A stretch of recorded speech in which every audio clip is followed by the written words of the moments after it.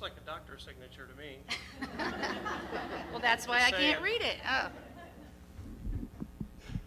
Guilty as charged. Dr. Dan Stock, 5777 West 700 North, McCordsville, Indiana.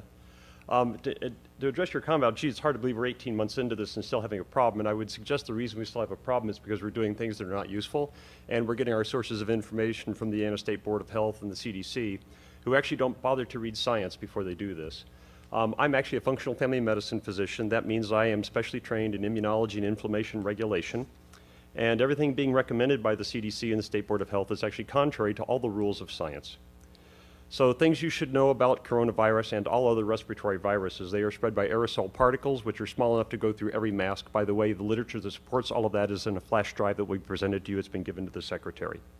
As a matter of fact, it quotes at least 3 studies sponsored by the NIH to that exact fact, even though the CDC and the NIH have chosen to ignore the very science that they paid to have done.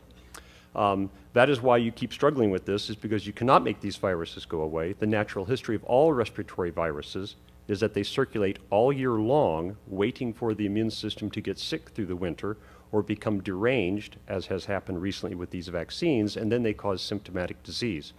Because they cannot be filtered out, and they have animal reservoirs, and this is a very important point, no one can make this virus go away.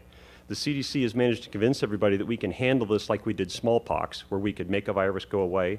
Smallpox had no animal reservoirs. The only thing it learned to infect was humans. That's why we were able to make that virus go away.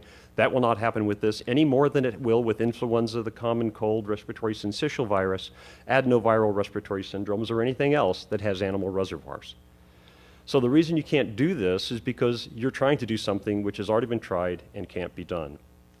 Equally important is that vaccination changes none of this, especially with this vaccine. And I would hope this board would start asking itself, before it considers taking the advice of the CDC, the NIH, and the State Board of Health, why we are doing things about this that we didn't do for the common cold, influenza, or respiratory syncytial virus.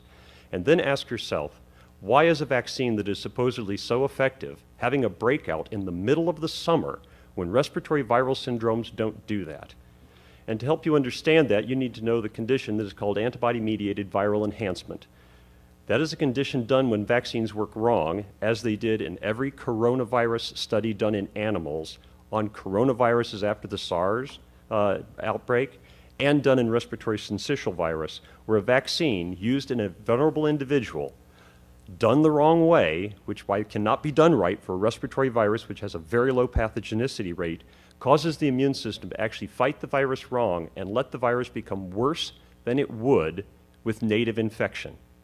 And that is why you are seeing an outbreak right now. In fact, in that flash drive you're going to have coming to you and in the emails with 6 extra will be a study showing that 75% of people who had COVID-19 positive symptom cases in Barnstable, Massachusetts outbreak were fully vaccinated.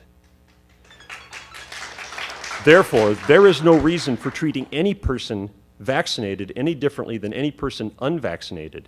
You should also know that no vaccine, even the ones I support and would give to myself and my children, ever stops infection. In 2014, there was outbreak of mumps in the National Hockey League.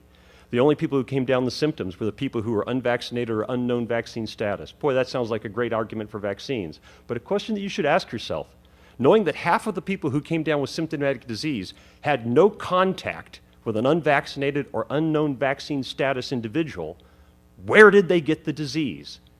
And the answer was from the vaccinated individuals.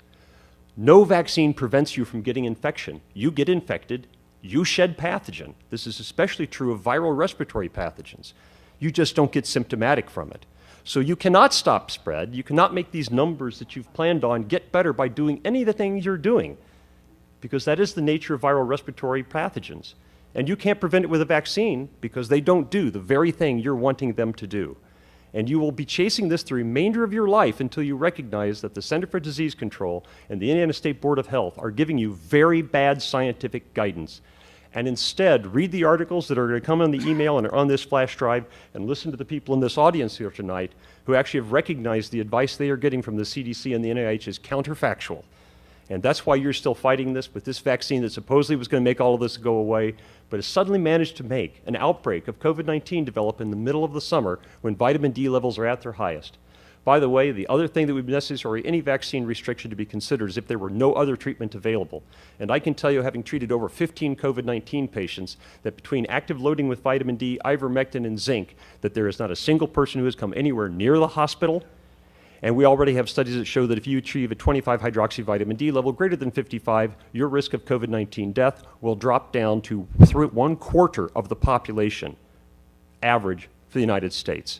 And there are active treatment trials included on that flash drive that show the same is true. So if you were going to discriminate based upon vaccine, you should also discriminate based upon 25 hydroxy vitamin D level, zinc taste test response, and probably previous infection, since there are also studies on that flash drive that show that people who have recovered from COVID-19 infection actually get no benefit from vaccination at all, no reduction in symptoms, no reduction in hospitalization, and suffer 2 to 4 times the rate of side effects if they are subsequently vaccinated. Therefore, the policies that you are basing on are totally counterfactual. I don't blame this board for that because I know you aren't scientists and you've thought it was reasonable to listen to the CDC, NIH, and the Indiana State Board of Health. But I would encourage that instead you listen to the people out here in this audience and read what's on that data drive. And if anybody here in this board has any questions about anything on that, I will happily come back and sit with you individually if you would like to explain the science behind this. And if you're worried about being sued by somebody because you don't follow the guidance of the CDC and the NIH, I will tell you have a free pro bono expert testimony at your disposal. I will testify in defense of this board, turning down all these recommendations for free at any time in any court. Thank you. Thank you. Thank you.